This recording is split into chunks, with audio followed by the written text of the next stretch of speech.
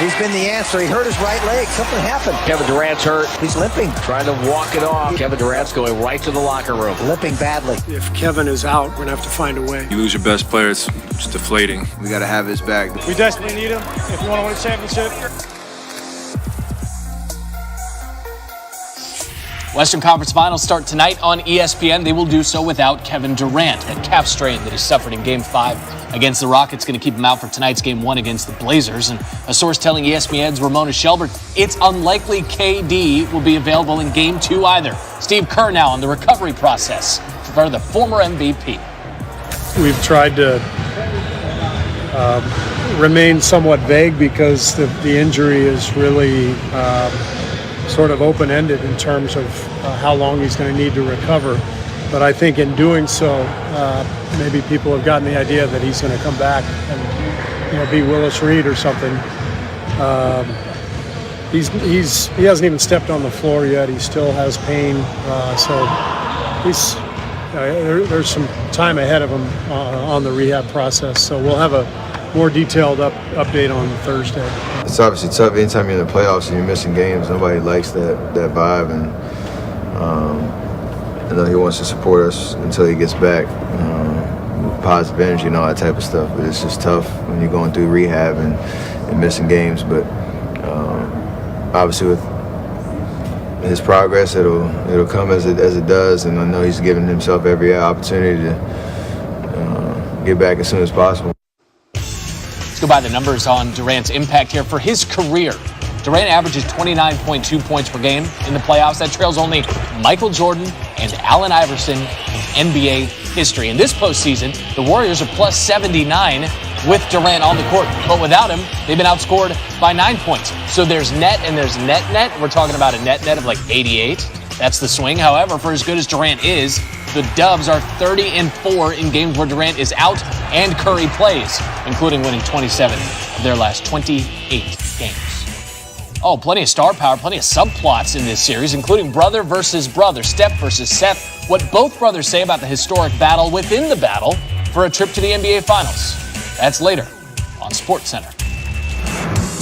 Back-to-back 50-win seasons for Brett Brown with the Sixers, and news out of Philly that Brown will get a chance at a third just a day after being bounced in the second round for the second straight season. Sixers managing partner Josh Harris told ESPN's Adrian Wojnarowski that Brown will be back next season, his seventh as Sixers head coach. And Brown went through a process. I mean, there was a play on words, but it's Trrail. It's appropriate. Won an average of 19 games per season in his first 4 seasons as Sixers coach, and the last 2 considerably better. Brown joining Billy Cunningham and Alex Hannum as the only 8 minutes away from getting started. It certainly should be a fun matchup tonight at Oracle. Blazers, Warriors, Game 1. You were talking about it. These teams split 4 meetings this year, but the defending champions are minus 550 favorites to win the series. And the odds makers aren't even worried about no Durant tonight. Golden State is a 7.5-point favorite in Game 1. So the big question is, should the champs be concerned? He's been the answer. He hurt his right leg. Something happened. Kevin Durant's hurt. He's limping. Trying to walk it off. Kevin Durant's going right to the locker room. No KD, no problem. Curry launches a three-pointer, puts it in. Steph Curry coming alive in the fourth quarter, launches a three, puts it in again. Klay Thompson scored 21 points in the first half. Steph Curry added 33 in the second as the Warriors advanced past the Rockets to the Western Conference Finals. And with Durant sidelined, the Splash Brothers take center stage against another brilliant backcourt. It's game time. Step back, three-pointer. Murray down the court. Shot blocked. Oh, McCollum with a block. You want to win? Show me. This will be the third time the Warriors and Blazers meet in the playoffs. Portland managed only 1 win in the previous 2 series combined. The Blazers stand between the Warriors and a 5th consecutive trip to the finals. May the best backcourt win. And look who's back. DJ is with me this morning, Damon Jones. And so the Warriors, as we just saw, they win that Game 6 without Kevin Durant. If he misses significant time in this series, does it change the way you view the way this thing will go? Can Portland win if KD doesn't play? Well, it's going to change from a depth perspective for Golden State. You're going to have some guys step up off that bench and play meaningful minutes in this series like they did in Game 6 against Houston. But the Golden State has won 27 out of 28 games without KD and with Steph playing. They've won 3 of the last 4 NBA championships. I'm going with the experience and the good coaching of Steve Kerr in this matchup. I like Golden State, whether KD plays or not. Now, that seems to be the consensus, and obviously, as we told you, Vegas feels that way as well. The matchup of the backcourt's very interesting, right? Lillard on one side and McCollum along with the Splash Brothers. How do you see that matchup facing up? Well, it's going to be a great matchup, and I think Dame Lillard and McCollum, they're going to have to be able to get offense. They're going to have to make their three-point shots. McCullough is going to have to do what he did in the Denver series, be able to go off to dribble some. But I see Steve Kerr putting Andre Iguodala on Damian Lillard and then Klay Thompson on McCullough to try to neutralize that backcourt. It's about as good a matchup as you could ask for. Game 1 coming your way tonight on ESPN. The lottery is tonight, obviously.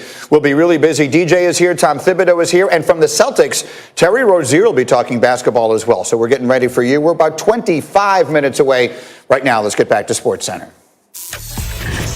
And here's what we have for you the rest of this morning. The Curry brothers about to make some history tonight in the conference finals. Steph and Seth talk about the rivalry and why the Curry family simply can't lose. Much of a foregone conclusion is Zion at number 1. Nicole, a complete foregone conclusion. It really changed late in the summer when Duke went on a foreign tour and people started to see Zion Williamson with R.J. Barrett, who had previously been expected to be number 1 player in this draft. And it was clear that Williamson's game had evolved. He'd become more than just a dunker that some people had labeled him as in high school. And very early when that talented Duke team got together, it became clear to everybody in the NBA, Zion Williamson had separated himself from everybody in this class and even the past few draft classes. So there's no drama with the who, but there might be some drama, or at least I want to pretend that there is, because the Knicks, the Cavs, and the Suns, they all have 14% chance to land that number 1 pick. Of those 3 teams, who is most likely to trade out of the 1 spot if the price is actually right? Nicole, nobody's trading out of number 1. I mean, Zion Williamson is a phenomenon. He's going to sell tickets. He's going to sell jerseys. He's going to deliver local television, national television rankings. When you get a player like this at number 1, there's no trade out. 5 nickels don't equal a quarter, and Zion Williamson's going to be a quarter for whichever team gets him at 1.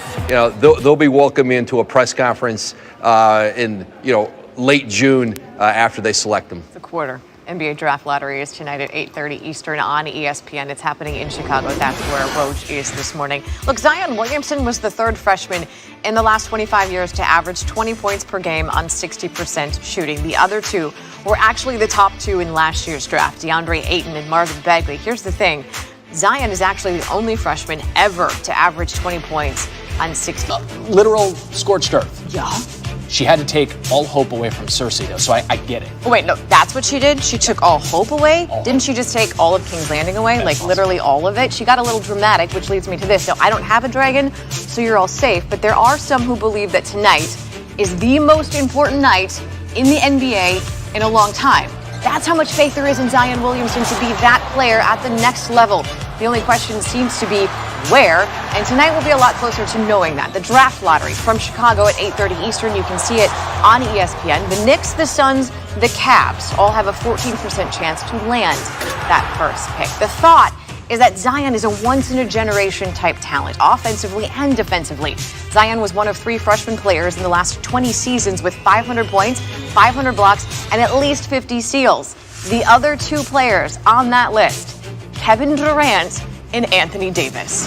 Oh. Speaking of Kevin Durant, Western Conference Finals start tonight in Oakland on ESPN. He will not be on the floor. Steve Kerr says the calf strain that Durant suffered back in Game 5 against the Rockets has kept him from even stepping on the floor, saying he expects a more detailed update on his star on Thursday.